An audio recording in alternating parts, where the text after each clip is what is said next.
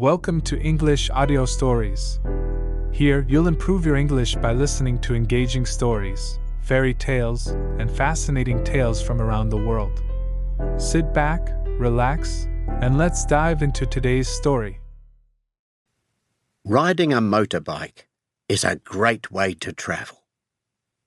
Who cares if the bike is an old Norton or a shiny new Suzuki? It's the speed.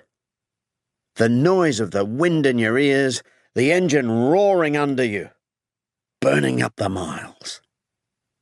Bikers are free, alone. They go where they want. Free, alone. Sometimes lonely.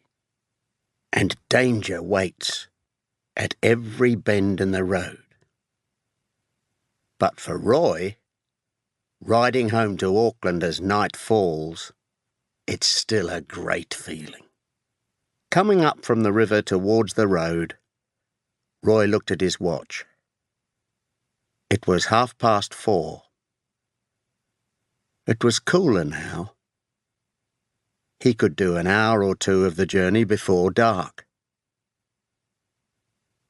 He started off down the road, feeling the heavy fish in the bag against his leg as he walked. He played the fish again in his mind, feeling it pull on the line, fighting him all the way. He walked happily through the afternoon stillness. A car was parked off the road by the bridge, with 3 men standing beside it. They watched him coming. They stood drinking from metal cups, looking pleased with themselves, pleased with the wild boar they had shot. It was tied to the roof of their old American car. They looked at Roy and his fish as he came by. "Good fishing, then?" one of them said. "Sure," Roy said. "It looks like everybody's got what they came for." He stepped into the long grass, found his old Norton, and pushed it up to the road. He felt the men watching him.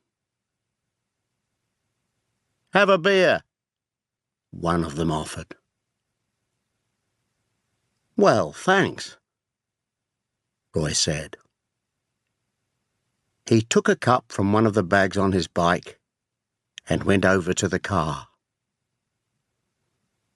"That's a nice fish," the man said, filling his cup with beer. "Not bad," Roy said. He drank his beer. Roy looked at the dead boar with its long, dangerous teeth. "Big one," he said, and finished the beer. The guy offered the bottle. "No thanks. I've got to get going." He walked back to the bike and went on packing. The men stood around with their beer watching him. Roy picked up the fish and held it up to show them how big it was, and they smiled. He packed it away in one of the bags. He sat down on the grass and pulled on his boots, thinking that it hadn't been a bad weekend. He felt the men watching him. They were friendly, but there was something about it, a kind of feeling he wasn't sure about. He put on his crash helmet and his gloves. Then he started the bike and waved goodbye. The men smiled, and one of them lifted his beer for good luck. "I'm on my own," Roy thought. That's what it is. They're 3 friends out together in the afternoon, and I'm on my own, with 200 miles to go. It's a small thing, but that's what it is all right. He turned away and rode the Norton down the road. The road stayed near the river for the next 8 or 10 miles. Sometimes the rocky walls of the valley hid the river, and sometimes you could see it far below you. In places, road and river went side by side, and you could see the wet rocks shining in the late afternoon sun, and the deep black water at the bends. It was always good to be close to a river, Roy thought. Next time he would fish downriver from the bridge. The road turned away from the river at last and joined the highway. Roy let the bike go faster. He felt the old feeling coming as the miles went by. All the things that hurt disappeared, all the things that didn't matter. He didn't need to think, not about being alone, not about anything. He did 65 miles in the first hour. He felt calm and easy. Sometimes it worried him, riding fast, but this afternoon was fine. When it was dark, he would slow down. He rode on past the rich farmland. He thought about the farmers, finishing work, perhaps having their tea. That made him feel a little hungry. Maybe about halfway he would stop for a cup of coffee and something to eat. He came round a bend and saw a car just disappearing round the next bend. He slowed down a little, waiting for a place to pass it. It was a big, old car, and as he came up behind it, the driver speeded up and went fast into the next bend. Roy stayed behind him, waiting for a straight piece of road. Maybe the guy just didn't like bikes. The place came at last. Half a mile of straight, empty road, going up a small hill. He checked his mirror and passed the car. He went up the hill, leaving the car behind, and he was alone again on a straight road. And then the world exploded underneath him. It came with a sudden crash, like a shot from a gun behind him. A moment later, he realized what it was. He was riding a flying machine on a back tire in pieces, fighting wildly to stay on and to slow the Norton down from 65 to 0. The big bike flew from one side of the road to the other, but as it went up the hill, it began to go slower. Then a car was coming, and he was off the road. And at last, the bike ran hard against a bank and stopped. Roy turned off the engine and sat back. Then the car he had passed came up and stopped beside him. An unpleasant face stared at him from the front passenger seat. "Bad luck." The voice sounded pleased.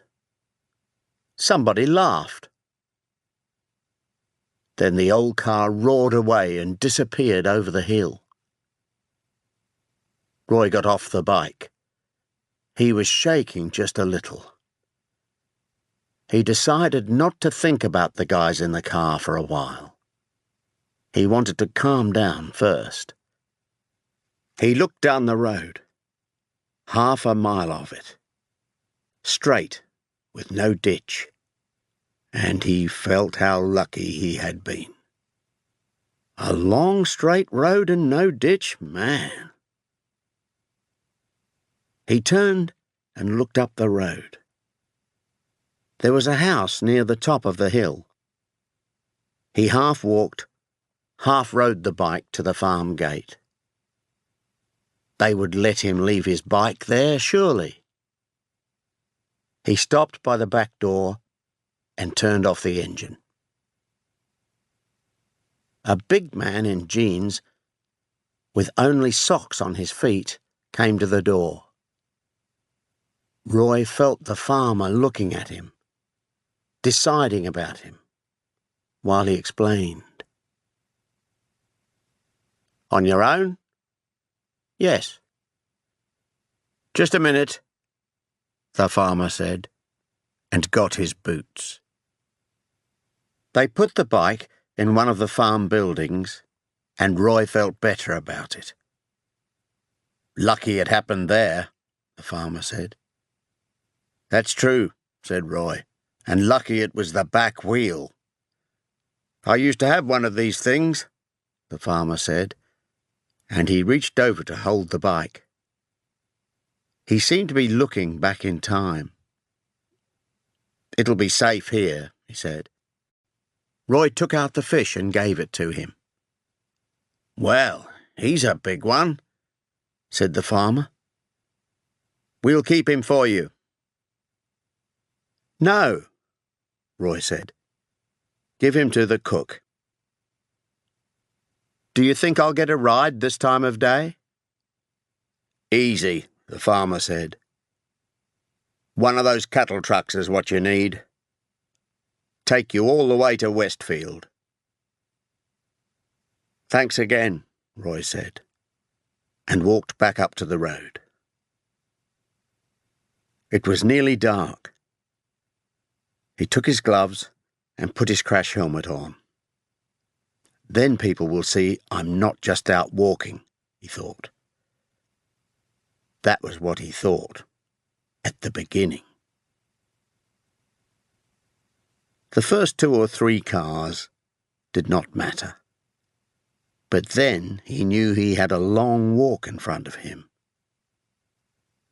Most people did not even slow down before they decided not to take him. He was halfway up the second long hill, and it was quite dark when he heard the first cattle truck. He waited as the big truck came closer. Then he saw the driver's face looking at him, and he remembered it when the truck had gone. It wasn't unfriendly, he thought. The guy just didn't care. He watched the truck go slowly up the hill. He started to walk again. He felt a kind of loneliness walking in the dark. It was the way the truck driver had looked at him. The guy just didn't care. Or maybe he didn't want a stranger with him all that way. Maybe he just didn't want to talk.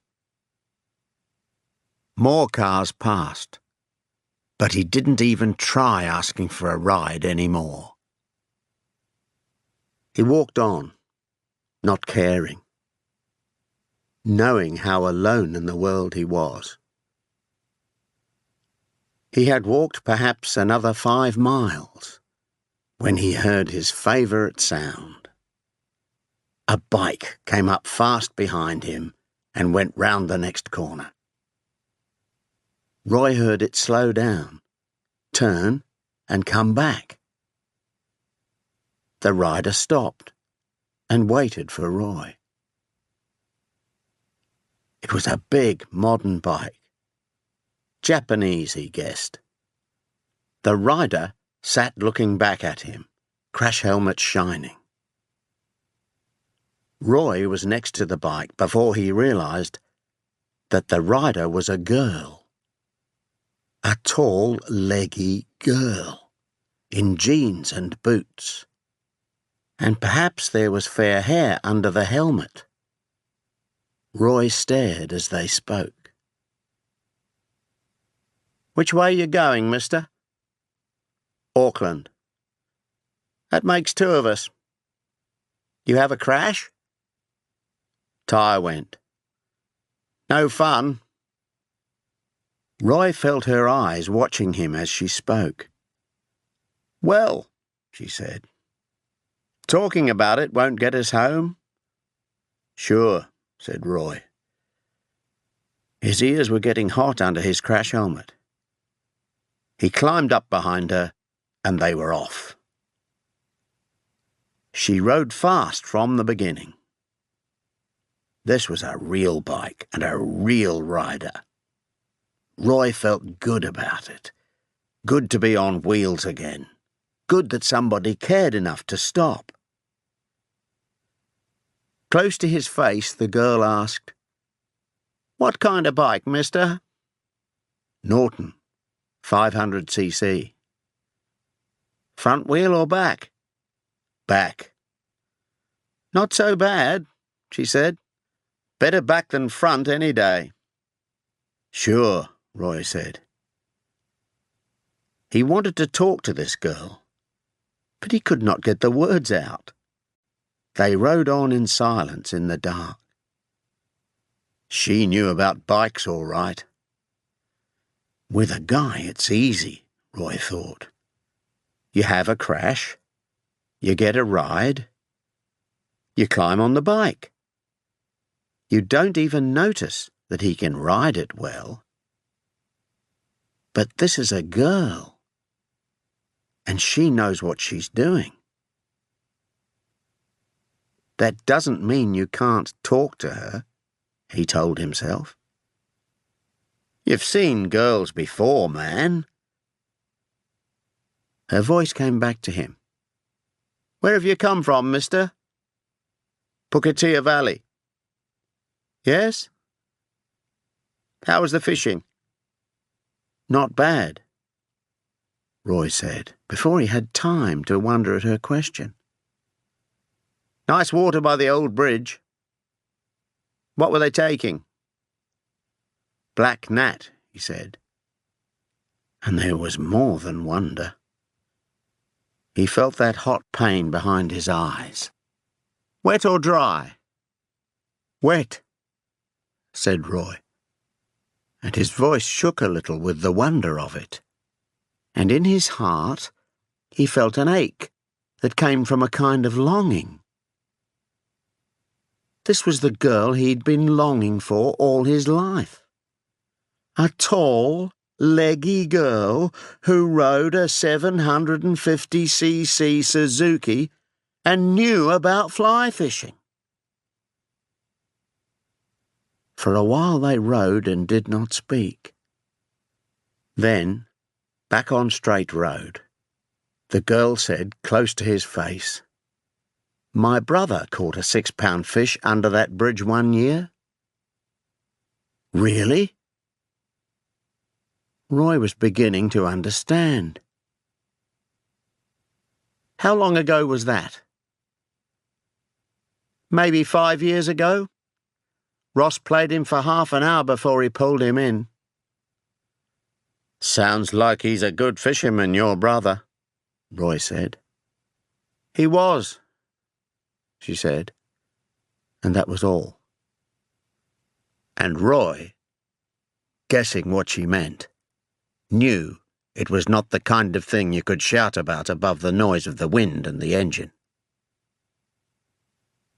After a few miles, the girl said, My name's Kay, mister. Roy said his own name. It sounded strange to him. Well, Roy, you going to buy me a cup of coffee when we get to the next town? Sure, Roy said. Sure thing, Kay. They dropped their speed and rode into the town. It was quiet on a Sunday evening. They found the place they wanted and got off the bike. Her hair was long and fair and blown about by the wind. In the coffee shop he saw her face for the first time, and he felt that kind of longing from way back. And he sat down beside her, knowing what it was. How long were you walking back there? Her voice was soft and pleasant after the shouted conversation on the road. "Perhaps 5 or 6 miles, Roy said. Nobody was interested. They never are. "It's not the kind of thing you worry about," he said. "No." They sat drinking their coffee, watching and listening, getting the idea of each other. "You go fishing a lot?" she said. "Sure, fishing, moving around." "Always travel alone?" "My friend got killed," Roy said. It came out like that. There was not much else that he could say. He felt a kind of softness in her eyes that took him by the heart. "What about you?" he said. "What about me?" "I mean, you can tell me about your brother." He saw her eyes, their softness, the quiet hurt as his words hit her. "Ross got killed in the army," she said. "It was his first week. Just a stupid accident. He was only 20. He fell off the back of a truck and hit his head. He used to do wild, crazy things all the time. But then what killed him was just a stupid accident." He played with his spoon in the coffee.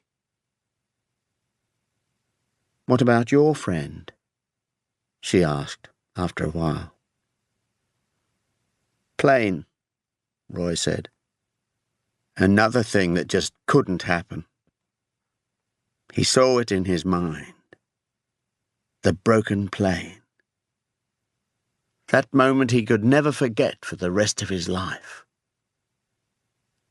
This was something they both knew. He and this girl. A death that you couldn't believe. And that feeling was always with you, everywhere. Like a voice that whispers in your ear. There will never be enough road anymore, enough water, enough air.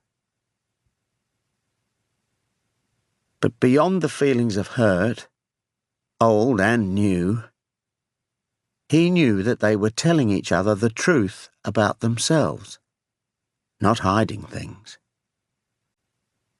Was he choosing the right words? It didn't matter. Now he asked, "Where have you been today then, on your big bike?" "Tauranga." "Stay the weekend?" "Down this morning. It's only 260 miles there and back," she said. "My father's in a kind of hospital down there. I don't stay because one visit each time is all I can do." "I'm sorry," Roy said. It was all in her eyes. In his mind, Roy saw a strong man broken.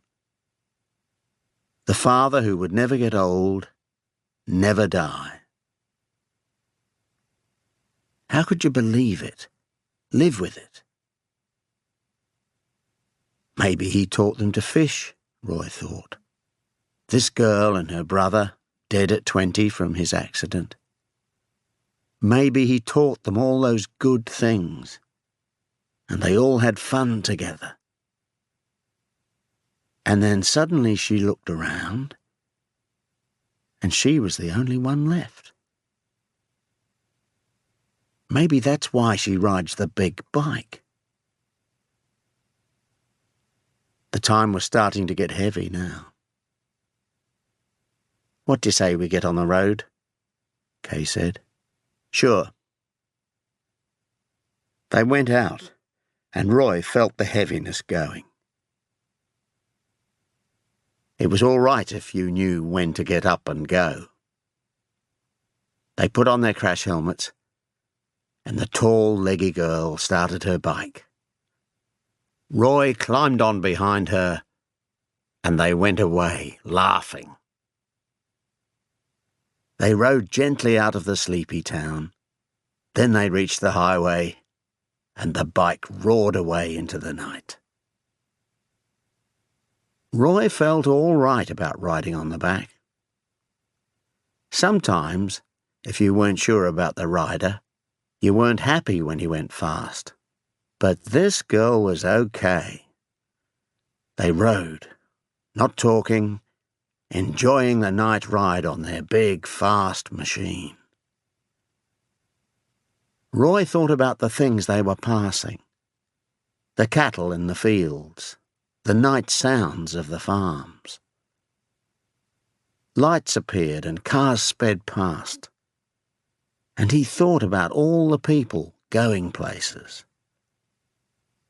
He felt Kay close to him, with her long, friendly shoulders and her fair hair flying back from under her helmet. He could go on and on. He didn't care about the people who hated you before they saw you, or enjoyed watching you in trouble on the road, or let you walk because they didn't want to think about you. He felt that none of it could touch him now, or ever. That all the hurt had gone, and the shock from the deaths of friends, and the bad feelings that came from people's unkind words. A notice warned of bends in the road, and Kay cut their speed, and they rode the big bike down into the first bend. Cars came up from down below, their lights showing the narrow road and the banks on each side. Most of the cars seemed to be in too much of a hurry, Roy thought. They reached the bottom of the narrow valley, where he knew the river ran close to the road. He thought about that clear mountain water among the trees. Then they started to climb. They rode up the hill and into the first bend. And death came down to meet them on the wrong side of the road.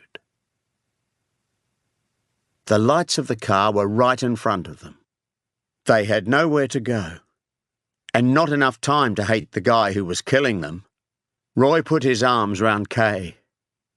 He felt his face against her shoulder, their helmets close together. Then they were off the road and into the ditch as the car went past, moving too late to its own side of the road. They went on, fighting the ditch, crashing into the bank, and then they were over the bank and sailing, a moment's space before the hurt that was coming. They crashed down the bank, and Roy held tight to Kay, and they were off the bike and dying together.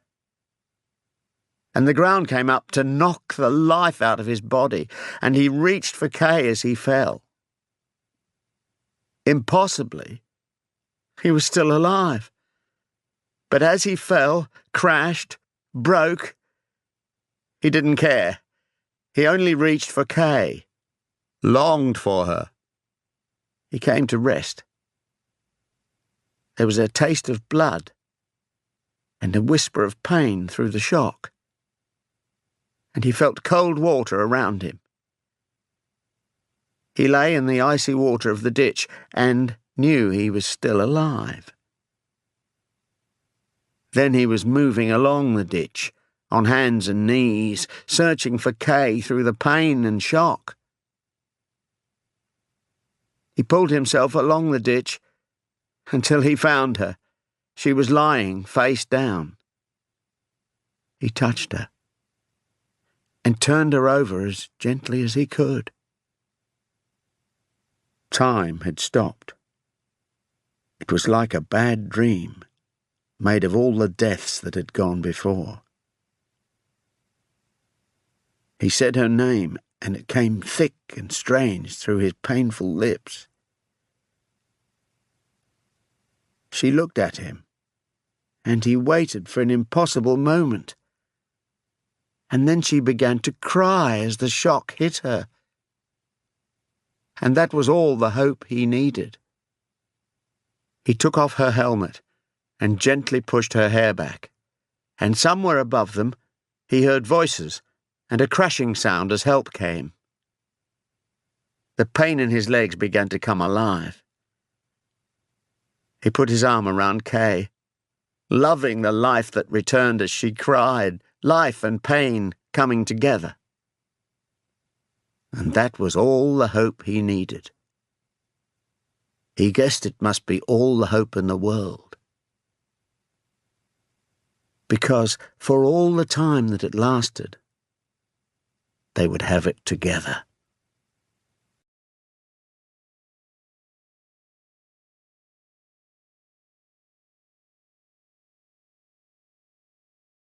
Thank you for listening. If you enjoyed this story, don't forget to like, subscribe, and hit the notification bell so you won't miss the next one. See you in the next story.